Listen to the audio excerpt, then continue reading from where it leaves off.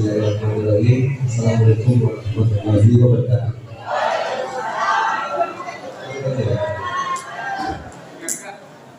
Yang saya hormati Bapak Lurah, kemudian Bapak RW dan para ketua RT hadirin hadir kami.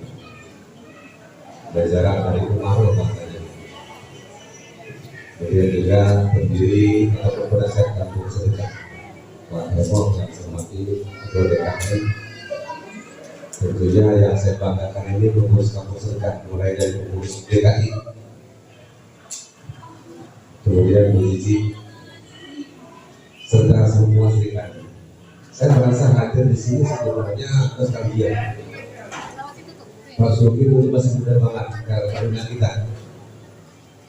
Pak RW ini dulu saya ingat masih RT 7. Saya tahun 2002 dari waktu itu lah di sini. Pernah menemani Pak Kapolri juga melihat usaha tanggung kita di sini. Kalau bisa indah ini jangan bisa jadi kalau berkenaan dengan usaha tahu. Ibu-ibu semua dari adalah dan sampaikan di dalam yang saya ini. Saya merasa bersyukur diundang di kegiatan ini bisa diselamatkan sesuai tema kita. Mudah-mudahan berperan dan kasih kepada kita. Kemudian kampung sedekah ini saya masuk Ciracas. Saya dengar dulu saat saya di Cipayu, saya juga di sana bersedekah di Indonesia kampung sedekah. Tapi yang saya dengar di kampung itu sampai di Ciracas. Begitu masuk di Mali, kebetulan juga kampung sedekah potensi, saya sedikit berpikir. Karena saya lihat kampung sedekah ini salah satu banyak juga membedakan. Karena bicara nggak mampu itu sebetulnya mental. Kalau karena kami pemerintahan Pak, kalau nggak ada bantuan nggak mampu, semua datang, semua berharap datang. Karena itu tadi kampung sedekah ini mengajak kita bersyukur. Kalau orang yang sudah bersyukur, dia sudah tahu batasan tidak akan pernah cukup kalau kita diberi masalah. Tapi saat dia sudah memahami berbagi itu tidak mesti kita harus film. Ada sini kita bisa memahami orang-orang yang bersyukur itu adalah orang-orang yang syukuri dan orang-orang sebelumnya yang secara emosional hatinya itu sebetulnya dia merasa cukup dengan hikmat Allah dan dia bisa. Kemudian ini dikelola dengan baik, dikelola dengan fokus, dan ini bisa berbagi sesama warga di kampung tersebut. Kalau di sini ukurannya RW, kalau di desa mungkin kampung, tapi kalau DKI ukurannya RW. Jadi saya melihat waktu itu baru 20 dari 49 di kecamatan, sekarang sudah naik 23. Sudah tidak banyak, sudah tidak banyak tadi kalau sudah RW.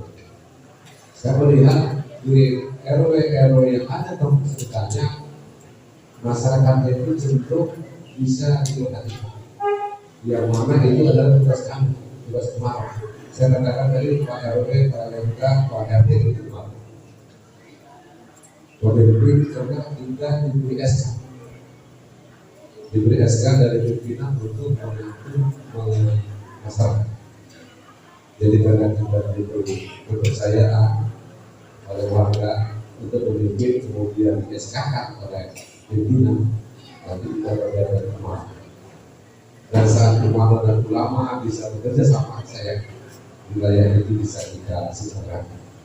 Dan di sini kampung sedekah saya melihat berperan di wilayah Ciracas ini juga berperan aktif membantu daripada program-program.